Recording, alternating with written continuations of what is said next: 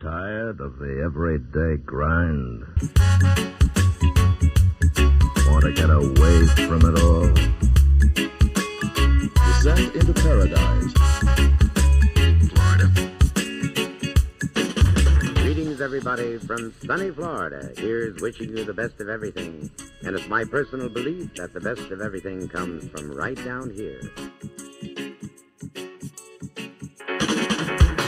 Well, hi, everybody. This is Steph, and thanks for tuning into this week's episode of Just a Podcast in Paradise.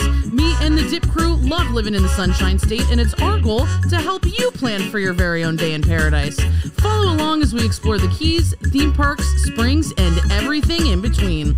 If you're new here, hit that subscribe button so we can notify you when our new episodes are live.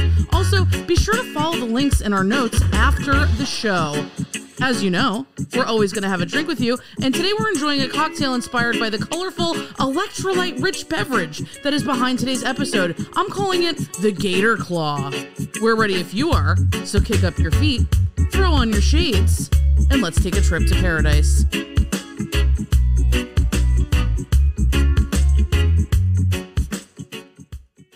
Hi, Megan. Hey. We got a little tongue-tied on that intro.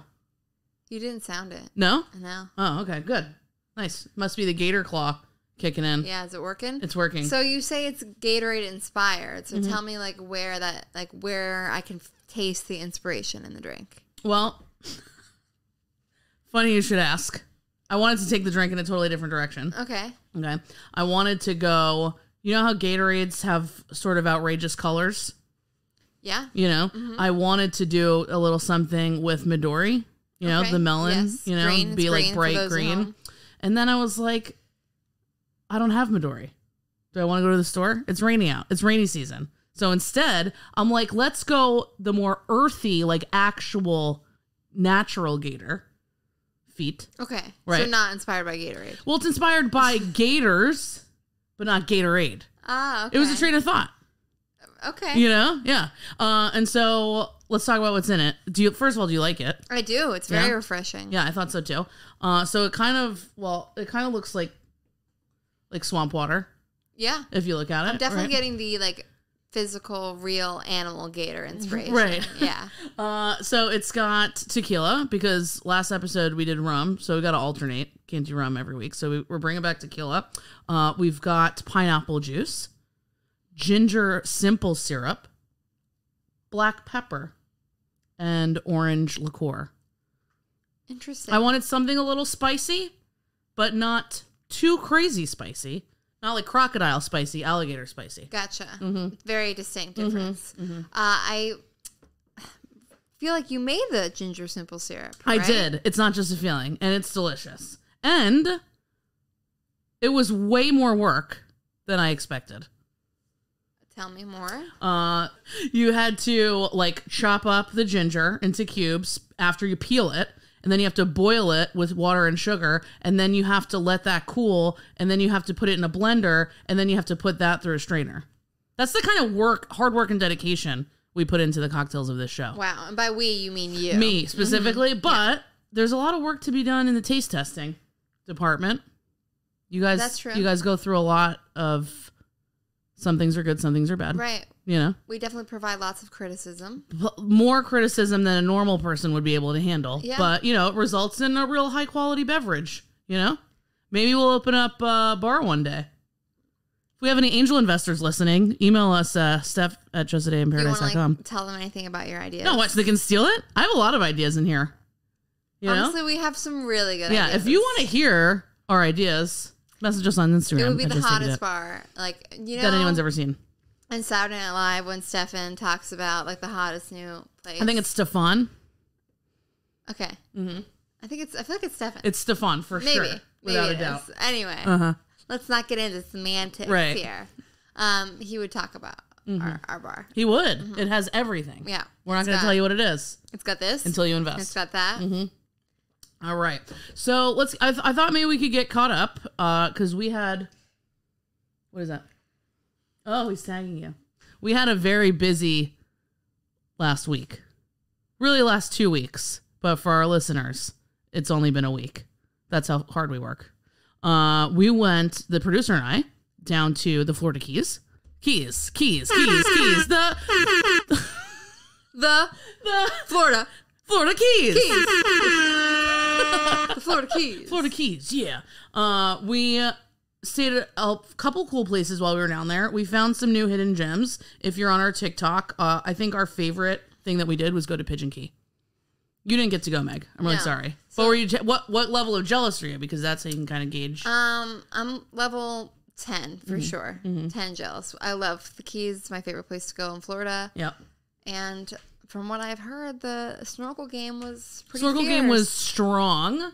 Privacy game was strong because there's some cool spots that you can snorkel, but then, it's kind of a crapshoot because you're dependent on the other people that are on your tour. Yeah. But no, you're leading your own tour on Pigeon Key. It was great. And it was cheap. It's $15 a person to get out there. Yeah, that's wild. And you could bring a cooler full of stuff if you want. It was really good. And then, that was really fun. What else? What's the most Florida thing that you did last week? Well, while they were away, I was watching their dogs. So, can't say I did anything exceptional. Maybe left the dogs out in the rain. Let's see what else we got. You're going to have to cut out my thinking time because I have to really think. I went to the beach. Went to the beach. Yes. It's really difficult to figure out the right amount of SPF to use when you're trying to get a tan. And I feel like we don't talk about that enough. We don't. We also don't talk about the dangers of using a lot of sunscreen. Should we do an episode about how sunscreen might actually cause cancer? We could. Controversial? We could. Yeah? We can dive deep. We still use it, to be clear. We do. Because it's like, I don't want to be a lobster. Right, but we use reef safe sunscreen. If it's safe for the reefs, it's safe for you. And it probably doesn't cause cancer. I feel like we have talked about reef safe sunscreen before. Yeah. But you got to be careful the stuff that you're putting on your skin. Yeah. For you and for the wildlife. And not only. Oh my God. What? There is new information that I need to share. This just in. This just remembered. You can snorkel in any beach. It doesn't have to be like a snorkel excursion. In Florida. Yeah, correct. Okay. Yes. Yeah. You don't have to go out to a reef. We snorkel literally right at the beach in our city. Mm-hmm. And we found the greatest little friend. Google live shark sucker. So the species is called remora. It's the little like fun friend fish that hang around sharks. And there was a baby one, and it basically adopted me as its shark. All of us. It wasn't just you. He liked us all. It was me first. I invited him in, and then he was like, okay, I could be part of the fam. He literally just wanted to be like on our thighs. Like in our suits? Yeah. He was very handsy. He was like so cute. Very unique looking. Dodgy though. We couldn't pick him up. We wanted to. Elusive. Yeah. Yeah. We were the dodgy ones, I think, in this scenario. Perhaps. Yeah. But no matter what you do out in Florida this summer, you've got to stay hydrated. When the producer and I were down in the Keys, we drank, I want to say 9,000 Gatorades. Maybe. Well, at least one a day each, plus water. We have a pretty strict rule. If you have a drink with alcohol in it, you have a glass of water to go with it. Pretty good cure for a hangover. Every year, hundreds of people seek medical attention for heat-related illnesses. While those numbers are usually made up by seniors who live alone, there's plenty that can happen without you actually checking yourself into a hospital. Wait, so you're saying seniors are just making up these statistics? Well, okay, because there's a spectrum, right? So there's some numbers around, like, actually checking yourself into the hospital, like going to the emergency room illnesses. But, like, how many times have you just been, like, headache, tired, not wanting to get out of bed, dizzy, nauseous, just because you're dehydrated? You're not going to the hospital. Right. So the number doesn't get counted. You're like, I'm just going to have a Gatorade. I'll be fine. Right. It's just ruining your vacation if you don't have a Gatorade.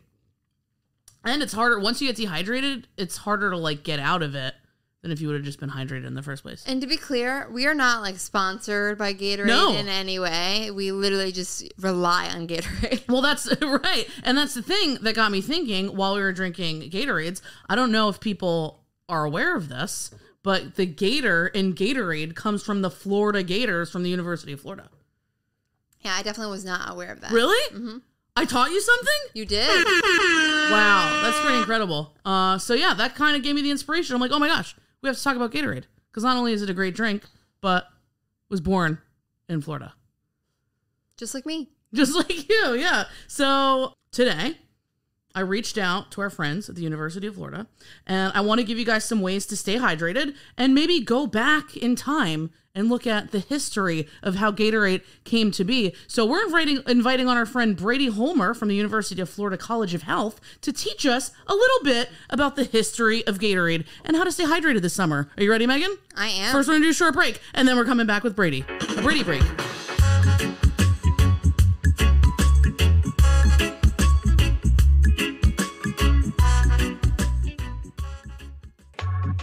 Looking for an out-of-the-ordinary vacation that won't break the bank? Want to travel to the Caribbean without a passport? Well, it's time to head down to Key West and visit the Keys Collection, a group of hotels nestled in Newtown and as colorful as Key West itself. The Keys Collection combines trusted brands, spirited bars and restaurants, and exceptional accommodations for a boutique vacation experience. Influenced by the laid-back attitude and local flair of this southernmost destination. We just stayed at the Gates Hotel and we fell in love. Handshake and mojitos at Rum Row made with our favorite Papa's Pilar rum, live music at the main stage, and luxury poolside cabanas where you can enjoy fresh seafood and tropical views. Check out thekeyscollection.com for more information and use code TAKEADIP for our special promo.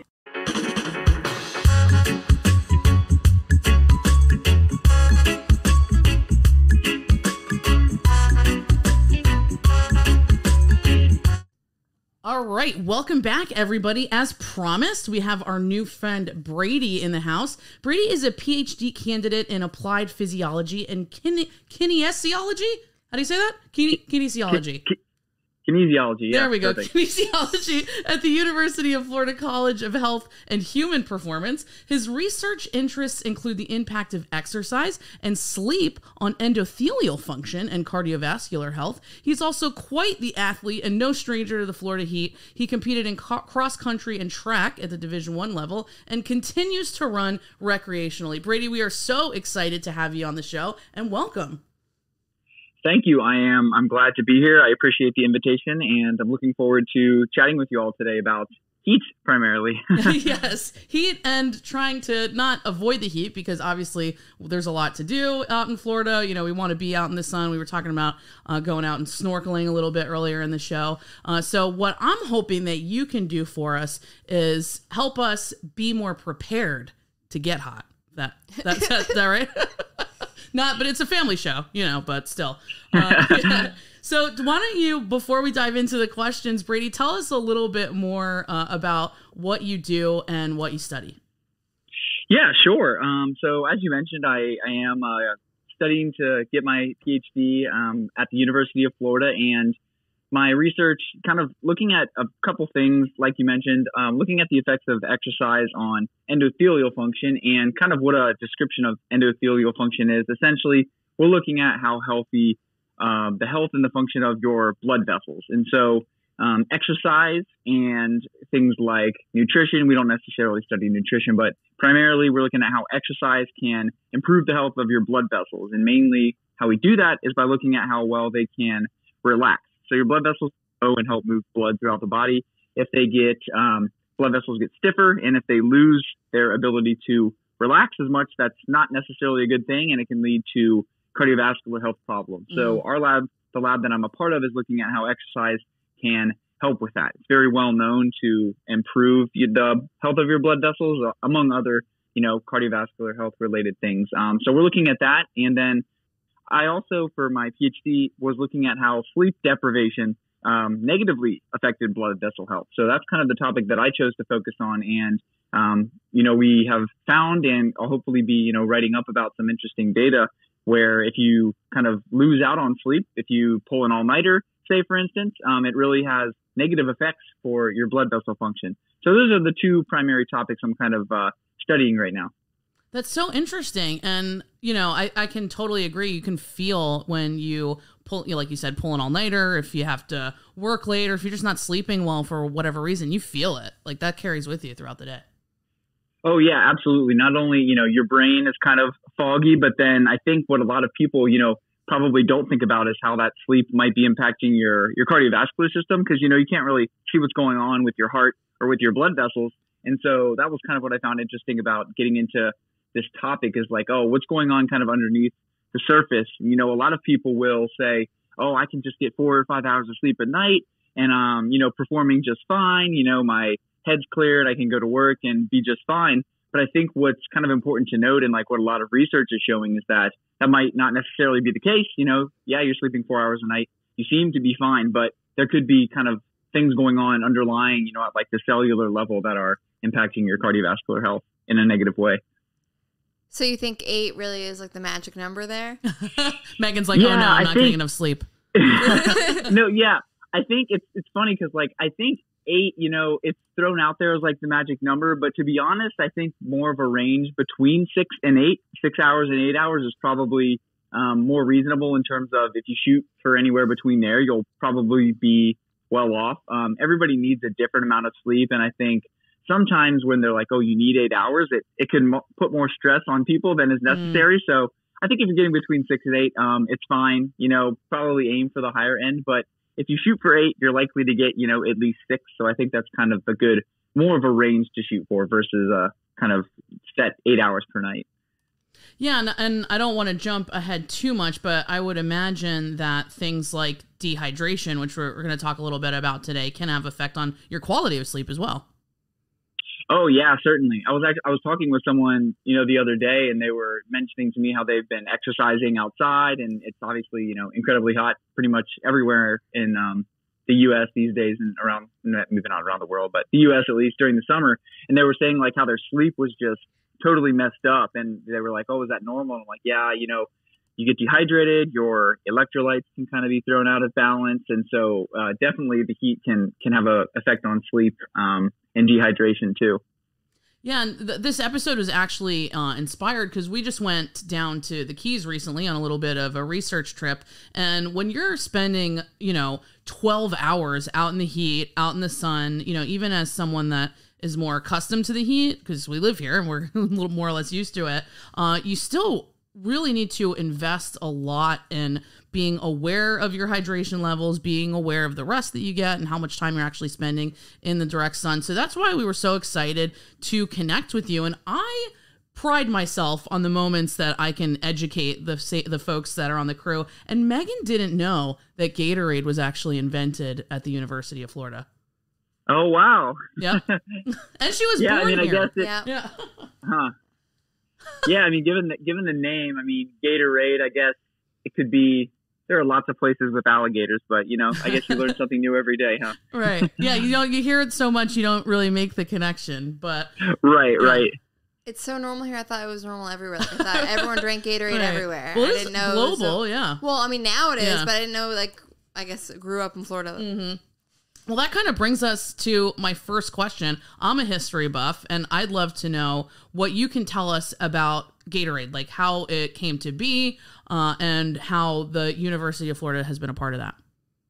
Yeah, it was, you know, I obviously had to do a bit of historical reading on this question and kind of jog my memory. But it's funny, it's just like being at the University of Florida, because you'll be walking around in there sort of, there's a big sign kind of really close to our building that I walk past every day, like going into the lab, and it's like the birthplace of Gatorade, and it has a little kind of history snippet about that. So that's kind of neat. But yeah, so the origin of Gatorade, it kind of all originated with the Gators football team. And so I think it was, you know, sometime around 1965, I guess there was an assistant U.S. football coach who went to one of the medical doctors or medical researchers down at the College of Medicine. His name was Dr. Robert Cade. So Gatorade, I think, was kind of inspired maybe by the 8 at the end of Robert Cade's name. I'm not quite sure. That might have to fact check me on that one. So he went to Dr. Robert Cade, who eventually kind of is cited as like the quote unquote inventor of Gatorade. And Dr. Cade, so he was a kidney disease specialist at the University of Florida at the time. He was doing research on kidney and electrolytes. So this assistant coach went to Dr. Cade and he asked him, you know, why his players were losing so much weight during the game, or he noticed that they were losing so much weight during the game, but they were also basically not urinating during the game at all. So they would go the whole game, they were losing so much weight, they weren't urinating at all. And so the initial thought, from Robert Cade and kind of his team was that the players were sweating so much that they were depleting their fluids. And, that's why they were losing all the weight. And basically they had nothing to pee out or urinate out. So that's why kind of to explain those symptoms. That would obviously kind of make sense. The players were just incredibly dehydrated, playing in the Florida sun all day. And then I guess Dr. Cade and his colleagues began to realize that, so not only were the players losing a ton of just fluid and sweat during the games, but with that sweat, when humans sweat, so not just these football players, but when we all sweat, with that sweat also comes electrolytes. Yep. And so what electrolytes are, everybody's probably heard of them, but they're basically just ions in the body that carry an electric charge. So things like the two primary electrolytes we have are sodium and potassium. And our body requires kind of a very precise balance of sodium and potassium to function properly, for like brain function, for muscle function. Basically everything requires us to maintain this very delicate balance of sodium and potassium. So upsetting that, losing a lot of electrolytes or if they're out of balance, can cause a lot of issues, especially if you're competing in sports like a football game, running, anything like that. So kind of branching off of, this discussion of losing the sweat and the electrolytes, the football team agreed to have some of their players donate sweat samples to the research team for analysis. And so what they noticed when they analyzed that was that, yes, the players were extremely dehydrated. Their electrolytes were all out of balance and their blood sugar was also low and their blood volume was low. Oh, wow. So they were losing a lot of water. They were losing a lot of water, a lot of electrolytes, and their blood sugar was low. So pretty much like triple, threat for if what you don't want for sports performance. Right. Low fluid, low electrolytes, and dehydration. And so basically, they say that now we know what the players are losing. They are losing electrolytes, they're losing water, and then they're losing sugars. Then you can basically design a solution based off that. And that's just what they did. So Dr. Cade and his team, they created this mix. Basically, it was just water, salt, potassium, and sugar. So it's like a solution. Yeah, exactly. It's a science joke. They just mixed them. I just imagine them all mixing it up in a vat or something like that. And then apparently the initial taste was completely awful. And so Dr. Cade's wife recommended, add some lemon. So they squeezed like a fresh lemon in there, made it palatable enough. And that was sort of Gatorade was pretty much born. Yeah, that's so interesting. And, it's funny that you say that the players weren't urinating during the game, because that's like my tell. If I've been out in the sun all day and I realize I haven't gone to the bathroom, I'm like, oh my gosh, I'm about to get a headache. I'm about to get dehydrated. And then I chug a few glasses of water. Yeah, definitely. That's kind of, one of the telltale signs for sure. And especially, if people are on vacation here and you're doing a little bit of day drinking, maybe that can also affect. I always notice, I'm like, I've had, a couple beers and I haven't gone to the bathroom. You're like, it's, maybe time for a couple glasses of water as well. So I'll set that. Although you can still hydrate with the beer, it is a fluid. Not a recommendation, but not medical advice. Right. That's good. So it sounds like the first ever Gatorade flavor was lemon. It was. The first flavor was lemon. The first one was plain, and then they added lemon. True, yes. So obviously it's evolved a lot since then. We've got tons of flavors. What are some of the key differences between the early iterations of Gatorade and what we're drinking today? Yeah, as far as the formula goes, like the amounts of potassium and sodium and sugar in there, it's pretty much the same. I'm sure there have been minor alterations here and there, but I think the general composition has pretty much stayed the same from like the original version. They've perfected things obviously. But some of the main differences are the addition of, those natural and some of like the artificial flavors. I do think that they have experimented with, or maybe currently in there, it's not just like glucose, but different types of sugar. So glucose and fructose and like just different forms of sugar, which the body can metabolize in different ways. And then kind of a fun fact is like, maybe not so fun, but at one point, one ingredient that they used in Gatorade was it was brominated vegetable oil. And I don't know if you remember, but like, I think about 10, maybe or 15 or so years ago, these articles were coming out that like brominated vegetable oil was in like Powerade and Gatorade and things like that. Mm-hmm. And it's actually a flame retardant. So people were like freaking out. They're like basically drinking like an ingredient that's also a flame retardant. Right. So they took that out.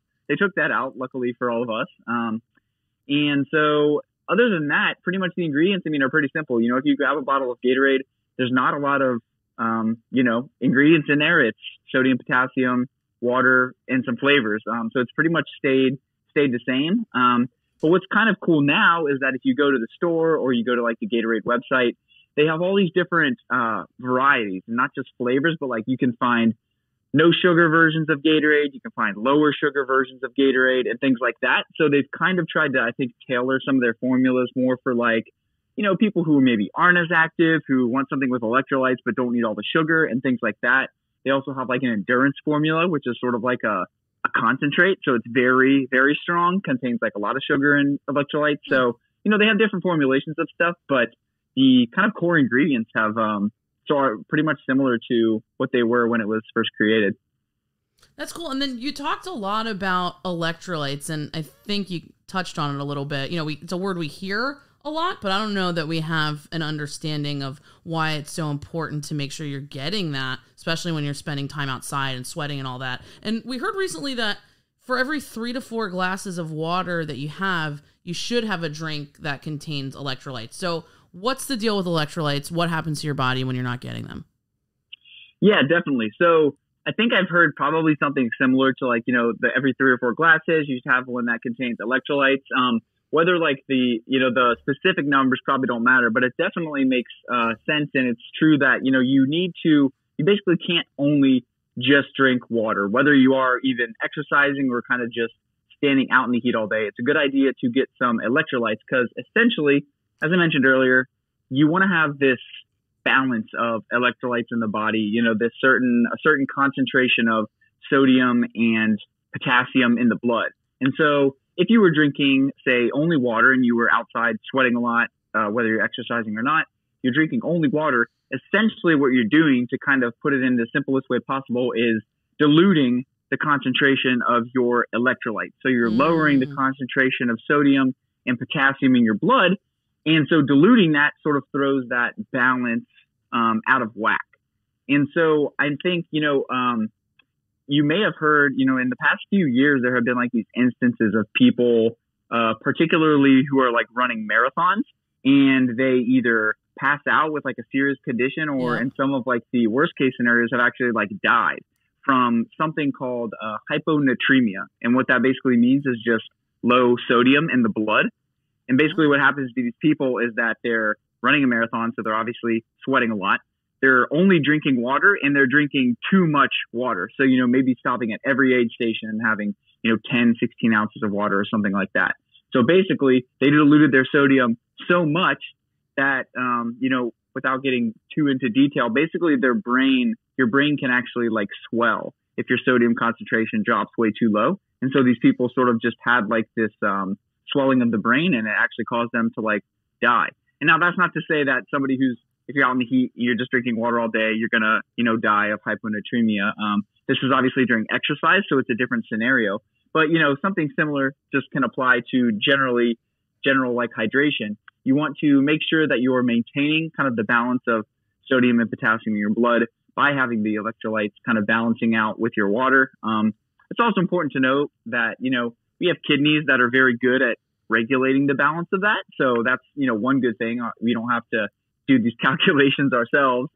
But yes, it's definitely true that, you know, if you have 3 or 4 glasses of water, or maybe just, you know, dissolve a little bit of electrolytes in all of the water you're drinking, that can kind of help you to maintain those balances that you need. And why that's so important, again, as I mentioned, brain function, muscle function. Our muscles and brain can't really function like they should if we don't have those proper balances of electrolytes. Because most of the body, you know, is essentially running on what we could make an analogy to, basically electricity. And that's what those ions are doing. So if we can't conduct that electricity properly with the electrolytes, then, you know, bad things can happen. Very interesting. So if you're ever running a marathon, you don't want to drink too much water. I never really expected that. So what? Yeah, right. There's definitely a balance of how much you need to drink. And, that's not to say you should not drink anything during the whole time. It's obviously important to drink. But, yeah, there's certainly drink as much as you lose or maybe a little bit less and just kind of maintain the hydration is usually the general recommendation. So too much of anything really can be bad. It's true. Yeah, certainly. Certainly. What are some other ways you can keep your body in peak performance when you're enjoying these kinds of outdoor activities? Right? Like kayaking, swimming, snorkeling, all the things we love to do.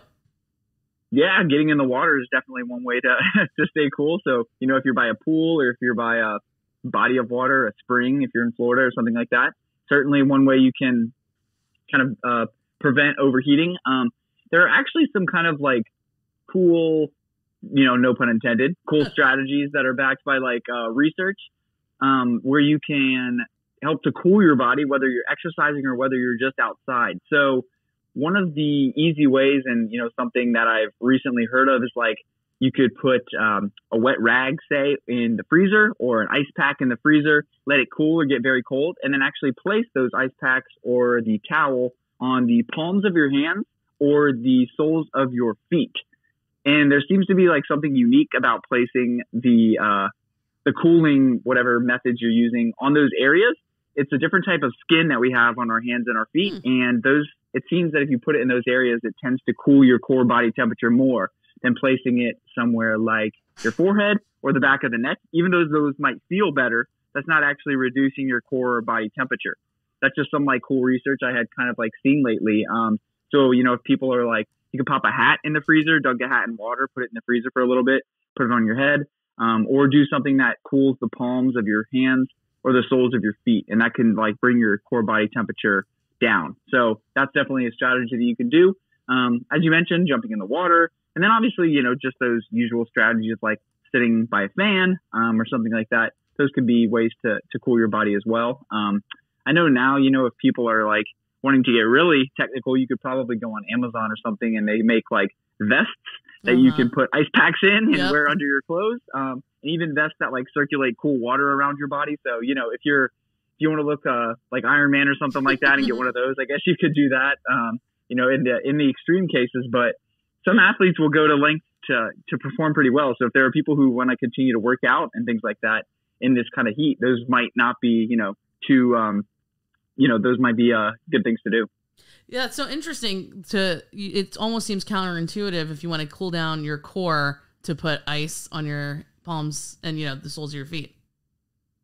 Yeah, it does seem counterintuitive, and that's kind of why I was hearing that, and I'm like, well, it makes more sense like to put it on my head or my neck because that feels so good. But I guess what happens, and I don't know the total science behind this, I think, but when you're cooling your palms again in the soles of your feet, there's a different type of skin there, and so your body kind of senses that as the cold on there, and it brings your core body temperature down. In terms of if you place it somewhere else, apparently your body will, maybe even actually heat up because it's sensing the cold on your neck, and it'll say, "Oh, it's cold outside," and then it'll actually heat up. So yeah, kind of crazy. The body's weird. Yeah, you took the words out of my mouth. The body is such a mysterious place. Is it true that if you eat a banana, that you're going to get enough potassium to keep yourself good, if you're doing light activities? Yeah, that's that was always something that, growing up running like cross country and stuff in high school and junior high and even college, it's like bananas are like a common thing for runners to eat. And they definitely do contain potassium. So if you like bananas, and they even have a little bit of sugar in there too. So, kind of a win-win there if you're trying to exercise or get some electrolytes in from food versus from, say, an electrolyte drink. But interestingly, if you are a fan of avocados, as I am, those have about like 5 times the amount of potassium that a banana does. Wow. So if you don't like bananas, if you don't want to maybe eat the sugar, and you like avocados, then I would recommend you eat an avocado instead, because those actually have much more potassium than a banana. That's a fact that I recently learned. Which goes back to the brunch conversation. You can have a mimosa, chase it with some avocado toast, and you're good to go. A margarita with some salt. There you go. And guacamole. Chips and guacamole. Yeah. I mean, you could just get all of your salt in one meal. That's awesome. That's good to know, because I always think about the banana, but I had no idea about it. Me neither. So if I'm like craving guacamole, maybe I just need potassium. Maybe, yeah.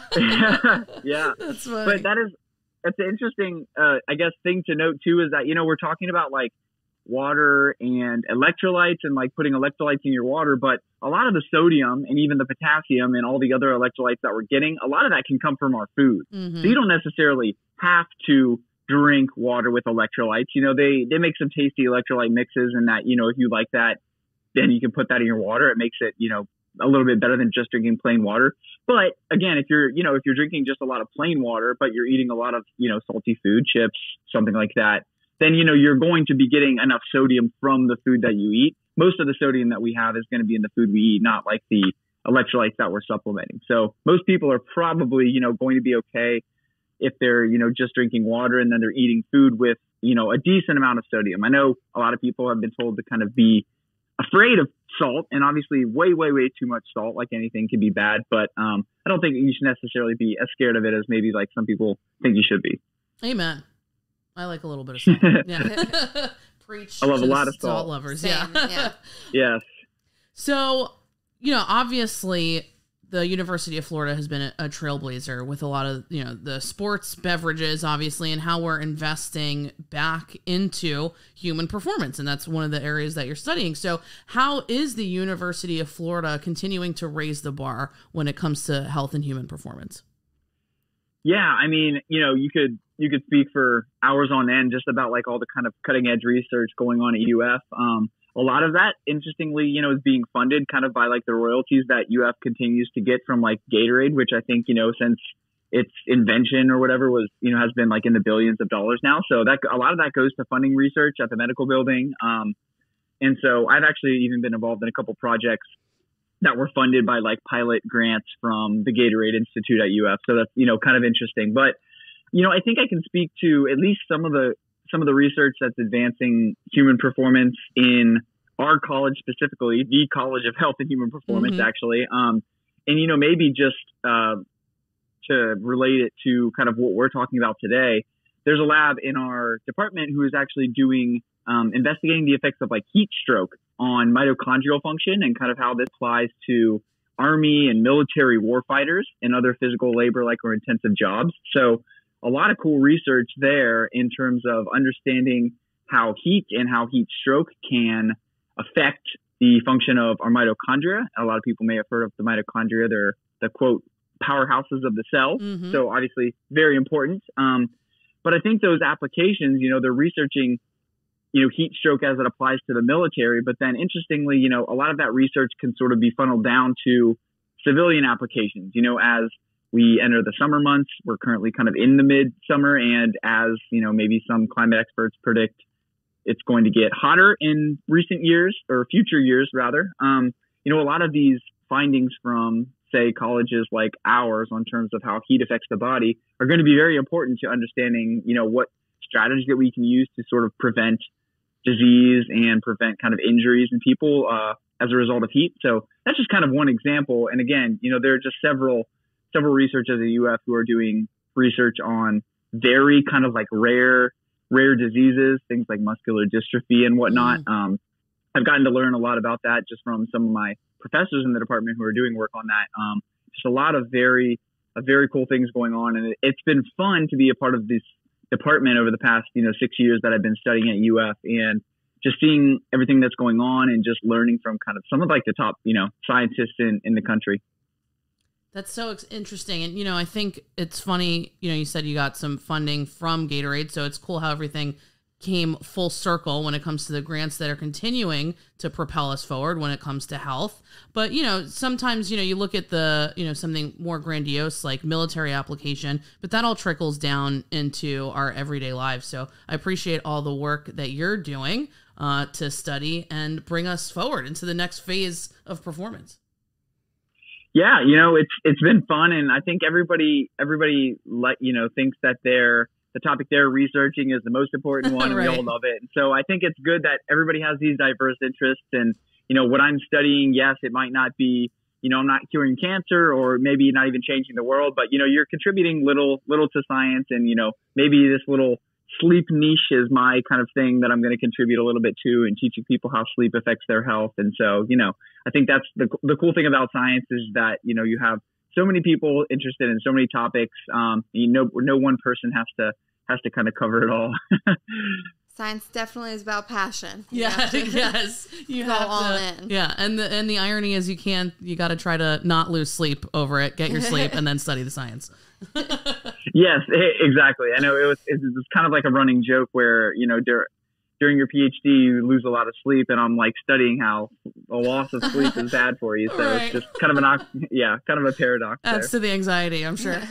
You're your own test subject. Right. Yes, exactly. So Megan's gonna give us the grand finale Yeah. here. I think what everyone is on the edge of their seats wanting to know. The most Okay. important question. Yeah. What is your favorite flavor of Gatorade? Yeah, that one, was going to say that's a tough one, but honestly, lemon lime has been my favorite flavor and Wow. probably always will be. A purist. Honestly, yeah, lemon lime, I don't know. There's just something about it. It's refreshing. Whatever the blue one is, I think it's like Glacier Freeze. That one's also pretty Oh, I good. love but that lemon one. lime That's my is- favorite. Yeah. Lemon lime's always going to be my favorite. And I think, if you want to know, not that you asked, but I think the worst flavor is probably grape. Oh yeah, grape anything is gross. Great, yeah. You heard it here, takes folks. You back to, takes you back to when you were a kid and you get that medicine. I just can't do it. Yeah, gross.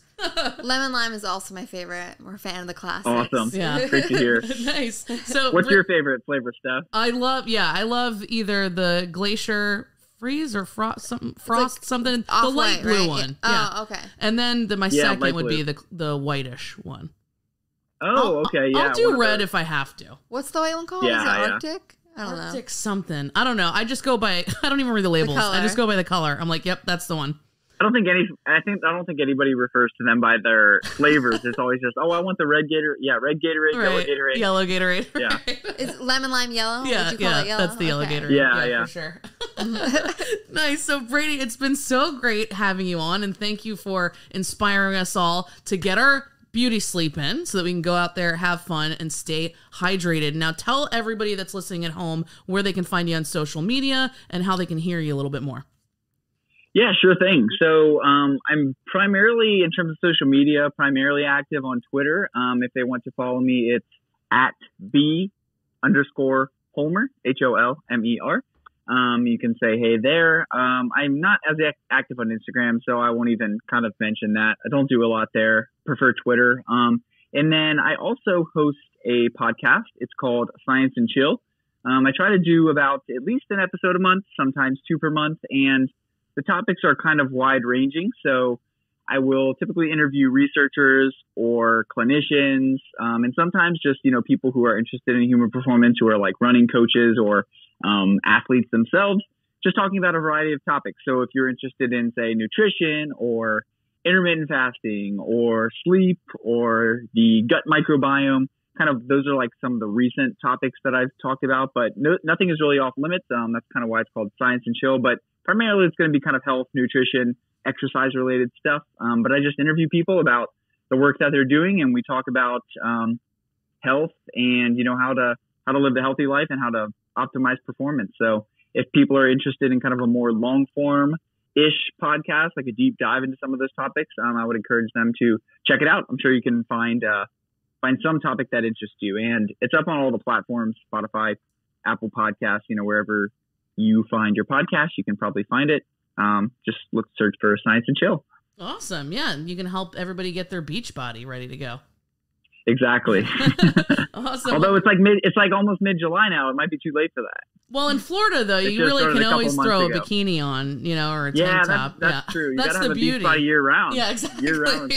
No hibernating in Florida. No. Well, thank you again, Brady. It was so great to have you on, and we will talk to you soon. Yeah, it was great. Thank you again for the invite. It was great to talk to you both. And I look forward to speaking with you, I'm sure, sometime in the future.